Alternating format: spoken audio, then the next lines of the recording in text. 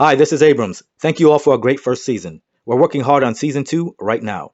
Today, we'll share some highlights, some new content, and an interview I did with NikiMarie, who is an awesome individual. Before we begin, I want to share this thought with you.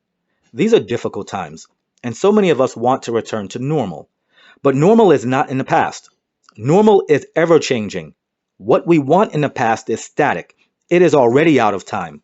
And as long as we are alive, we are in time and subject to change. I understand that some people want to make America great again. Now, I don't blame anyone for wanting a time that was more comfortable for them. We all have these moments. But when we try to turn a moment into a movement, we go against time.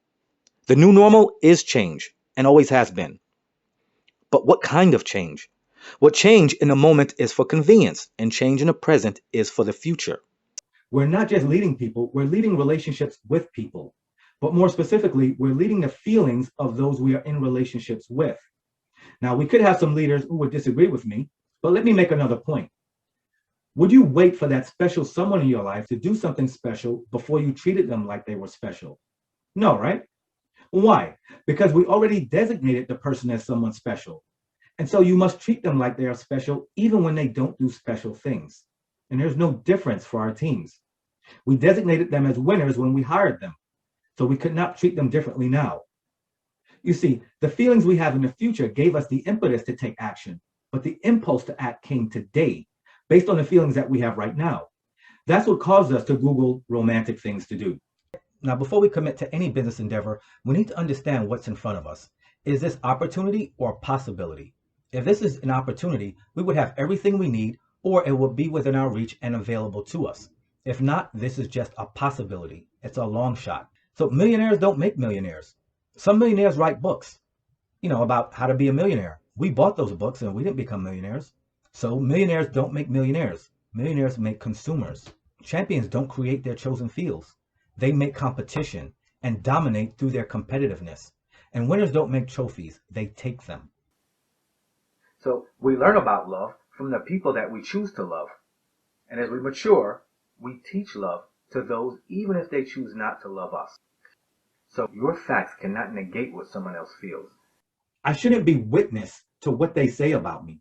I should have moved on because you need two hands to clap back.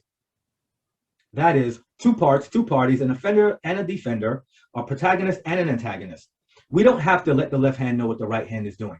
And of course, no clapback is complete without an audience. Yes, you need an audience because a clapback is nothing without people to hear about it. Now we feel like we have to start over. Disappointment sets in, and we'll say, I have to go back to who I used to be. No, we're not going back to who we used to be. We're going back to who we're supposed to be. We deserve to have love without having to change who we are for it.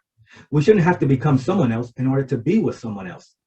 This reminds me of Robert De Niro in Goodfellas when he said, take it back to where you got it before. What he's saying is, if you change who you are, you change your association to me. By default, you also change your relationship with me.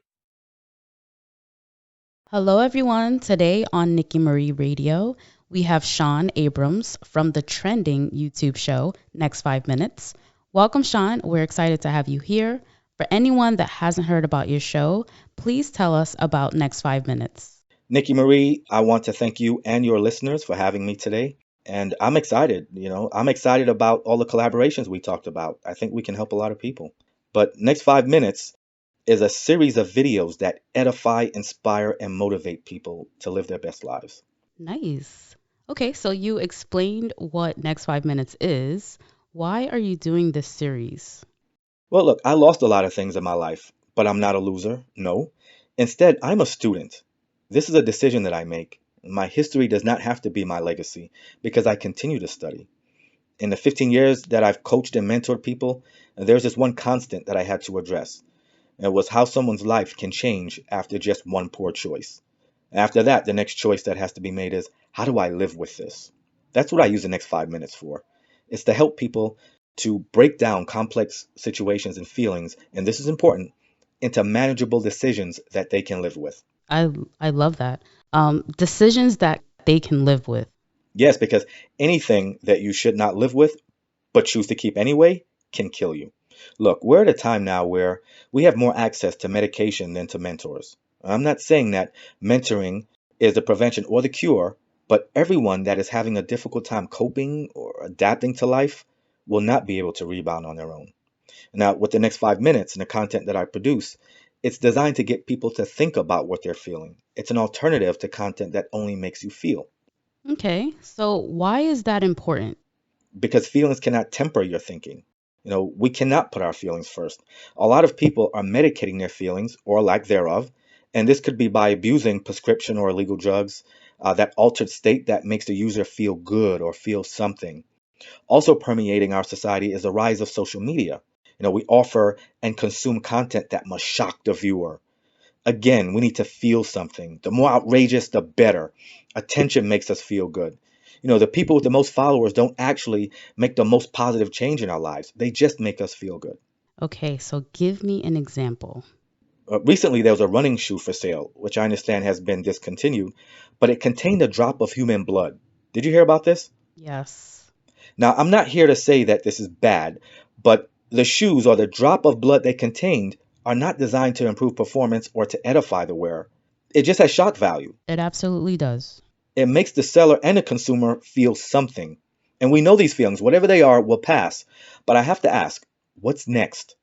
Shoelaces made of human tendons? Or human skin put on top of hard bottom shoes? That's a great point. So you're saying if we're led by our feelings, we will experience regret, right? Yes, and if we are led by our feelings, naturally they must go before us. And for all intents and purposes, we're seeing through our feelings. People who are sightless can read by feeling patterns of raised dots or traverse large expanses by using specialized canes. But they are trained to do this. Those of us who have sight but choose to navigate through life by our feelings alone and without the benefit of thinking through what we feel will bump into stuff. And the problem here is our feelings will become easily bruised. And what should we do now that this happens? Well, we pull our feelings back inside. So, how do we experience the world around us? Well, now we need some stimulus to provide us with superficial feelings. See, this is just on the surface. That's why we can't maintain it. It's not something that we can produce because it's not a part of our purpose. We need a fix. It's a perpetual cycle. But the feelings that we keep inside, they will fester until our thin skin ruptures. The result, children being shot. Not too long ago, a bunch of children were shot over the weekend, and I think one of them died. People are shooting up their workplaces. Look, there's just a lot of violence out there because there's a lot of violence inside of us. Yeah, it sounds like you have your work cut out for you. Yes, and I love this work. I love what I do. Just give me 5 minutes to talk to you. I love that. So do you think you're making a difference in people's lives? Yes, and I don't think societal change comes from legislation. It comes from the changes we make in our communities, in our homes, our relationships, and in ourselves, in our hearts and our minds. We already have laws that say you shouldn't kill people, but this happens anyway. We need to get to the hearts and minds of the would-be killers before they kill.